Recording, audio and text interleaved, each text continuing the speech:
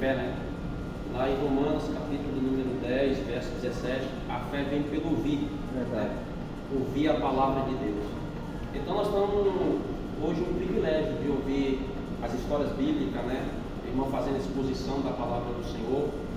Jesus, em certa ocasião, ele disse: olha, bem-aventurado são vós que estão me vendo e estão ouvindo a palavra da minha boca, mas bem-aventurados são aqueles que nunca me viram, mas creram. Somos nós. Quem que viu Jesus aqui? Ninguém viu Jesus encarnado em forma de homem, mas pela fé, né?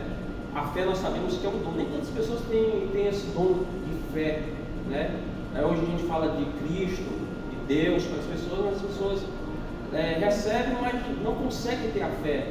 Mateus me prova isso, a gente vê nas páginas sagradas, né? Pedro, ele era um homem de pequena fé, mas através da caminhada, ele ouvindo a palavra, a fé dele começou a crescer. Então hoje nós temos o privilégio, né, de ouvir a palavra. Ao ouvir a gente vai começando a crescer. Se nós não temos fé, vamos pedir a Deus, porque hoje tudo acontece através da fé. O livro do Apocalipse diz que bem-aventurados são aqueles que ouvem a profecia desse livro.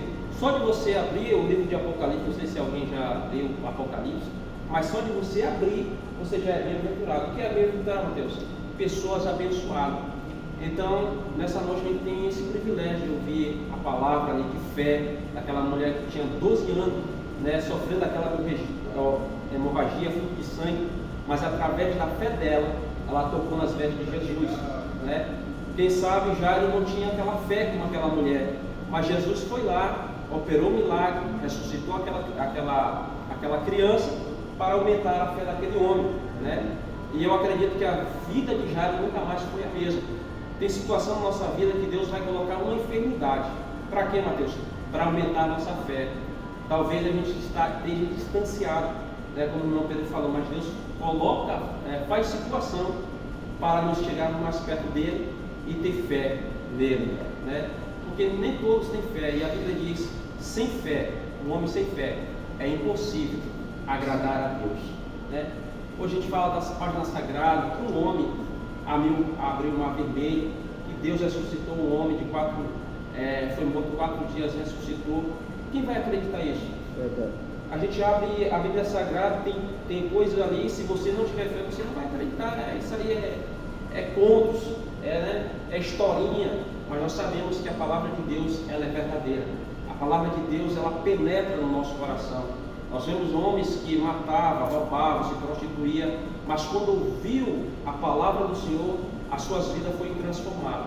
Então, isso é prova que a palavra de Deus, ela é verdadeira, né? Ela transforma.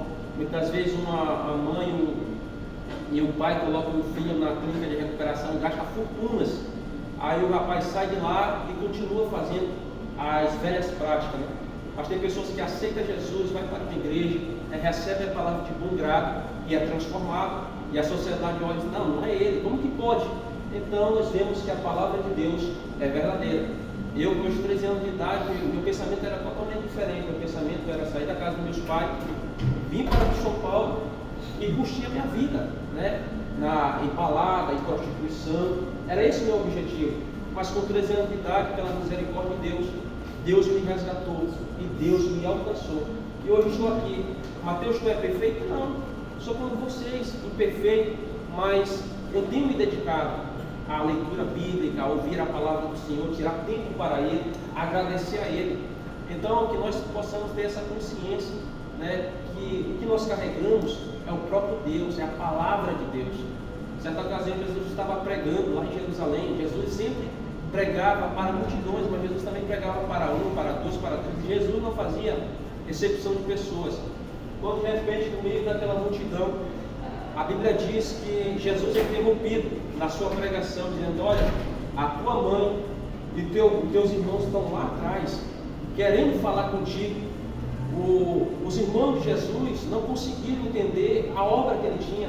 Jesus não era aquele que não ficava mais na sua casa, mas Jesus era aquele que estava pregando a sua palavra, dedicando, ensinando, alcançando as pessoas, dizendo: o reino de Deus é chegado no meio de vós. Aí Jesus pregando, ensinando aquela multidão, quando de repente Jesus é interrompido, dizendo: mestre, a tua mãe e teus irmãos estão lá atrás, querendo falar contigo. Jesus, ele olha para aquela multidão e faz uma pergunta: quem é minha mãe? Quem é meus irmãos? Aí ninguém conseguiu responder. Cristo responde: a minha mãe e meus irmãos são aqueles que ouvem, né, a minha palavra, né? Como eu disse em Romanos capítulo número 10, verso 17, a fé vem pelo ouvir, né? A minha mãe e meus irmãos são aqueles que ouvem a minha palavra. Mateus, é só ouvir a palavra? Não, é praticar a palavra de Deus. Se nós ouvirmos e praticarmos a palavra do Senhor, automaticamente nós se tornamos filhos de Deus. Mateus, todo mundo é filho de Deus pela Bíblia Sagrada? Nem todo mundo é filho de Deus. A Bíblia diz que tem a criatura e tem o Filho de Deus. Quem é a criatura? Aqueles que não receberam ainda a palavra do Senhor dentro do seu coração, não tomaram uma decisão de servir ao Senhor. E quem é filho? Aqueles que receberam a palavra de bom grado. Se você recebe essa palavra, automaticamente você se torna um filho de Deus. A Bíblia diz: veio para o que eram seus, mas os seus não receberam. Mas todos, quando receberam, Deus deu o poder de serem feitos filho de Deus. Agora não é mais criatura, agora é filho de Deus. Então, para nós receber essa palavra, nós temos que ter o quê?